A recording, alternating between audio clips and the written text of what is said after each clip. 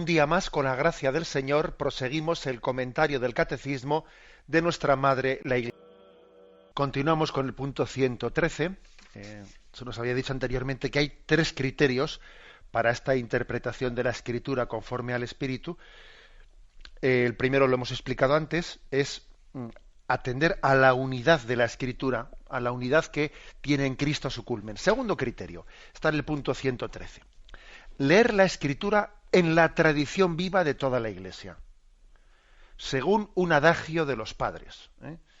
Aquí primero lo pone en latín, Sacra Scriptura principalius est in corde ecclesiae, quan in materialibus instrumentis scripta. Tranquilos que aquí no nos lo traducen. La Sagrada Escritura está más en el corazón de la Iglesia que en la materialidad de los libros escritos.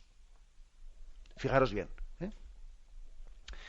La Sagrada Escritura está más en el corazón de la Iglesia que en la materialidad de los libros escritos.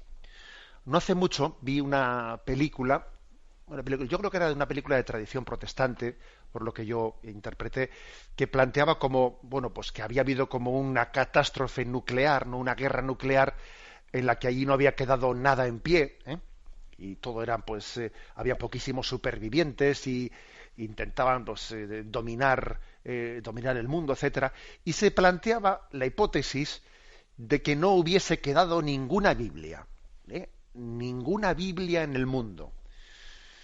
Y entonces, o mejor dicho, la película planteaba la hipótesis de que había una sola Biblia, ¿no? Y entonces la tenía el autor de la película. Y entonces, mejor dicho, el protagonista de la película. Y entonces iban detrás de él, algunos queriendo quitarle ese libro porque entendían que el que tuviese ese libro podía dominar el mundo. Bueno, era una película de ficción, ¿no? Obviamente. Y yo, fijaros, saqué la interpretación siguiente, ¿no? Claro, era una película de tradición protestante en la que le daban una gran importancia a que quedase un ejemplar escrito, por lo menos, ¿no? Después de una catástrofe nuclear en la que todo el mundo estaba, y le daban y además al final resulta que la película sale que el libro estaba escrito en braille, y no está, entonces había que salvar como sea, pero fijaros, nosotros diríamos en nuestra tradición católica que en la hipótesis de que hubiese una catástrofe y todas las Biblias del mundo fuesen destruidas, sin embargo la Biblia continuaría viva en la vida de la Iglesia, en la tradición de la Iglesia. Porque volvemos un poco a lo que dijimos el otro día, que nosotros no somos la religión del libro, porque el libro no es una letra muerta que está en papel, ¿no? Es que la Biblia vive en la vida de la Iglesia. Por eso este adagio de los padres, ¿no? La Sagrada Escritura está más en el corazón de la Iglesia que en la materialidad de los libros escritos. Ahora vamos a dar otra película de estas de ficción. Imaginémonos, ¿no? Otra catástrofe, que esto no va a ocurrir nunca, porque tenemos la asistencia del Espíritu y la promesa de que la Iglesia nunca será destruida, que las puertas del infierno no podrán contra ella. Pero así como he puesto la hipótesis anterior, de que se destruyen todas las Biblias del mundo menos una, pongamos otra hipótesis, como digo, no posible, pero bueno, que es, imaginémonos que existen muchas Biblias en el mundo, pero que ha existido una matanza que ha matado a todos los cristianos del mundo. A todos los cristianos han sido asesinados, no se ha salvado ninguno. En ese sentido, la Iglesia ha llegado a desaparecer porque no hay ni un solo cristiano en el mundo. Y eso sí, hay muchas Biblias. Biblias hay muchas. Pero la Iglesia ha desaparecido. Pues entonces podríamos decir que la Biblia ha desaparecido. Podríamos decir que la Biblia ha desaparecido porque si tenemos el libro, pero no tenemos la Iglesia, no hay Biblia. Bueno, he puesto como dos hipótesis, no, absolutamente, que ya sé que son absurdas, pero dos hipótesis para entender este adagio de los padres. La Sagrada Escritura está más en el corazón de la Iglesia que en la materialidad de los libros escritos. En efecto, dice, la Iglesia encierra en su tradición la memoria viva de la palabra de Dios, y el Espíritu Santo le da la interpretación espiritual de la Escritura. Aquí viene otro latinajo de Orígenes, que es un autor de los siglos primeros, dice: secundum spiritualem sensum quem spiritus donate ecclesiae. Según el espíritu, según el sentido espiritual que el Espíritu Santo da a la Iglesia. O sea, el Espíritu Santo está asistiendo a la Iglesia, le está dando, ¿no? La está asistiendo y le está dando, pues, esa capacidad de lectura y de hacer vida la palabra de Dios y de traducirla en experiencias concretas y de traducirla en la vida de los santos, y etcétera, etcétera. Es como decir, mira, la Escritura no solo es semilla, sino que dentro de la Iglesia es semilla que ya ha germinado. Aquí tiene esta semilla, aquí ya tiene planta, aquí ya tiene frutos, aquí ya tiene. La Iglesia es como un jardín en el que esa semilla de la palabra ha florecido. Y para enterarte de qué es la semilla, tienes que verla desarrollada. Tú te imaginas lo que sería: mira qué plantas tan hermosas, fíjate qué semillas. Oye, yo con las semillas solo no veo qué bonitas van a ser las flores. Necesito ver esa semilla germinada. Otro ejemplo que pongo, ¿no? Para al que le sirva que lo coja. Es decir, la Biblia sin la Iglesia sería como semillas no florecidas. Y entonces yo con eso no disfruto plenamente. Yo necesito verla germinada, ver florecida, verla hecha vida. Vale. Por lo tanto, el primer criterio de interpretación correcto de la Escritura bajo la acción del Espíritu Santo era ver la Biblia en su conjunto, en su unidad, e interpretarla desde Cristo resucitado. Segundo, interpretar la Biblia en la tradición de la Iglesia, en la tradición viva de la Iglesia, que es que la Biblia no es Biblia, no es palabra de Dios fuera de la Iglesia. Y por último, pasamos al punto 114, que explica el tercer criterio. Estar atento a la analogía de la fe. Por analogía de la fe entendemos la cohesión de las verdades de la fe entre sí y en el proyecto total de la revelación. Estar atentos a la analogía de la fe. Esta es una frase que está tomada de Romanos 12:6, que dice aquí: teniendo dones diferentes, según la gracia que se nos ha dado, deben ejercerse así: la profecía de acuerdo con la regla de la fe, el servicio dedicándose a servir, el que enseña aplicándose a la enseñanza, el que exhorta ocupándose de la exhortación, el que se dedica a distribuir los bienes hágalo con generosidad, etcétera, etcétera. Pero fijaros que ha dicho la profecía de acuerdo con la regla de la fe. Esta expresión de analogía de la fe tiene su origen, como digo, en este texto de Romanos 12:6, que significa analogía de la fe, concordancia de la fe. ¿No?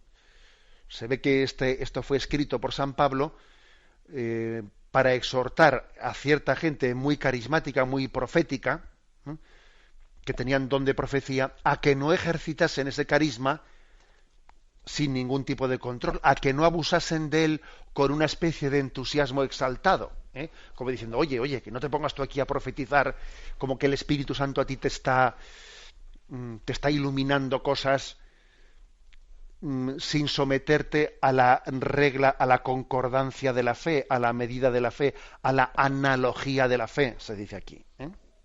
Porque puede existir una tendencia un poco incontroladamente carismática que parece que no se somete a la regla de la fe y que es demasiado subjetiva. Según San Pablo, es precisamente el don de la profecía que tiene que ser probado en su autenticidad, pues por la regla de la fe. Tiene que coincidir con la fe de la Iglesia en lo que alguien profetiza, ¿no? Cuando alguien se pone a decir cosas insensatas. Por ejemplo, el otro día estaba leyendo que no sé qué cadena supuestamente cristiana han anunciado que si el fin del mundo es no sé qué para qué día de mayo, porque han hecho unos cálculos matemáticos de no sé qué versículos de la Biblia, y entonces han puesto grandes paneles por las calles en 64 naciones del mundo anunciando el fin del mundo. Pero eso ¿de dónde lo has sacado? Esa supuesta revelación o profecía está fuera de la norma de la fe, está fuera de la analogía de la fe. ¿No dice la Sagrada Escritura que nadie sabe el día ni la hora? Entonces, si dice la Sagrada Escritura nadie sabe el día ni la hora, ¿cómo te pones tú ahora a hablar ahora de que no sé qué día de mayo va a ser el fin del mundo? ¿Mm? Bueno, o sea, por lo tanto, San Pablo también vio en su tiempo el riesgo de ciertas tendencias deformadamente carismáticas o deformadamente proféticas, con supuestas inspiraciones personales al margen de la regla de la fe, pues que no son de fiar. O sea, este es un primer sentido ojo, que hay que interpretar la Escritura desde la analogía de la fe, desde la concordancia con la fe. También se entiende este otro sentido, mejor dicho, este término, analogía de la fe, en otro sentido que es el de la relación entre el Antiguo Testamento y el Nuevo Testamento. O sea, que tiene que haber como una concordancia entre promesa y cumplimiento. En el Antiguo Testamento se da la promesa y en el Nuevo Testamento se da el cumplimiento, el esbozo y la forma perfecta. En el Antiguo Testamento está esbozado y en el Nuevo Testamento está cumplido.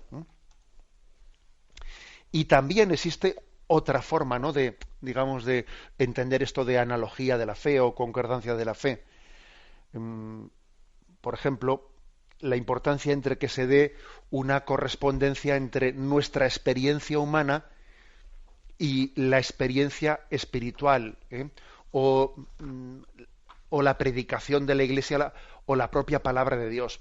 Cuando alguien, por ejemplo, va teniendo una sensación de unidad en su vida, en el sentido de que él ve que las experiencias humanas que él tiene, la experiencia que tiene en el trabajo, la experiencia que tiene en sus amistades humanas, la experiencia que va teniendo pues, sobre lo que es la vida, la salud, la enfermedad, cuando él ve que las experiencias humanas va haciendo una lectura de ellas que es conforme, que es concorde con la analogía de la fe, pues va por buen camino. Esa es la forma correcta de interpretar, ¿no? Cuando el libro de la vida va coincidiendo con el libro de la Biblia. Un signo de que se interpreta correctamente la Escritura es que hay una analogía entre cómo yo veo, interpreto, leo la propia vida, lo que me acontece en la vida, con lo que la Sagrada Escritura me expresa, ¿no? O sea, no hay como una especie de disociación entre la Biblia dice unas cosas que no concuerdan para nada con lo que en el mundo, o sea, la lección de la vida me va transmitiendo. Luego yo tengo que hacer una opción no creyente en contra de lo que la vida me indica. No, eso es una mala señal. Más bien, según uno va creciendo en madurez y en esa asistencia del Espíritu Santo, ve que el propio Espíritu Santo ilumina la vida a la luz de la Escritura y dice, fíjate tú, ¿no? O por ejemplo, nace un hijo y ese nacimiento del hijo, esa alegría humana es al mismo tiempo una alegría de fe, o ocurre un acontecimiento como es el fallecimiento de un ser querido y esa tristeza es también iluminada desde la fe, y todo va concordando, el sentido del trabajo, de la alegría, analogía entre lo humano y lo divino. Para entendernos. Es también otro de los criterios, ¿no? Analogía de la fe para interpretar correctamente la Escritura. Bueno, pues aquí concluye este apartado, el Espíritu Santo, intérprete de la Eucaristía, perdón, de la Escritura, que como veis hemos explicado hoy 3 criterios. La unidad de toda la Escritura que tiene en Jesucristo resucitado, en su corazón abierto, ¿no?, la clave de interpretación. Segundo, la lectura de la Escritura en el seno de la tradición de la Iglesia, no fuera de la Iglesia, no fuera de su vida. Y en tercer lugar, la analogía de la fe, la interpretación coherente de entre todas las verdades de la fe y entre fe y vida y fe. Me despido con la bendición de Dios Todopoderoso, Padre, Hijo y Espíritu Santo. Alabado sea Jesucristo.